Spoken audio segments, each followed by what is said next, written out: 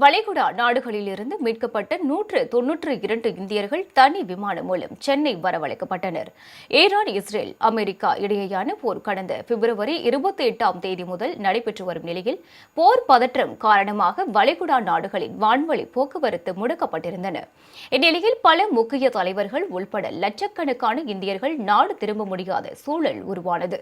இதனை அடுத்து அண்மை காலமாக குறைந்த அளவில் இயக்கப்படும் விமானங்கள் மூலம் இந்தியர்கள் தாயகம் வந்தடைந்து கொண்டிருப்பதாக கூறப்பட்டுள்ளது. இந்நிலையில் சென்னை விமான நிலையத்திற்கு தனி விமானம் மூலம் 192 பயணிகள் சொந்த ஊர்களுக்கு அனுப்பி வைக்கப்பட்டனர். சென்னை இப்பதான் ரீச் ஆகிருக்கோம். ஆக்சுவலி பஹ்ரைனில் இப்போ ரொம்ப நல்ல கண்ட்ரி, எங்களுக்கு பிடிச்ச ஒரு ஊர். பட் சிச்சுவேஷன் இப்போ கொஞ்சம் அப்படி இருக்கிறதுனால சரி கிளம்பலான்னு சொல்லி கிளம்புனப்ப அன்னை தமிழ் மண்டபம் தான் சென்னைக்கு ஃபஸ்ட்டு ட்ரிப்பு அவங்க தான் அரேஞ்ச் பண்ணியிருந்தாங்க. ஸோ அதில் தான் நாங்கள் வந்தோம். இப்போ ரொம்ப இல்லாதான் பதட்டமான சூழ்நிலை தான். அன்னை தமிழ் மன்றம் தான் எங்களுக்கு ஹெல்ப் ஆக்கி, எங்களுக்கு ரொம்ப இதெல்லாம் ஹெல்ப் ஆக்கி நல்லபடியாக கொண்டாந்து இந்தியா சேர்த்துட்டாங்க.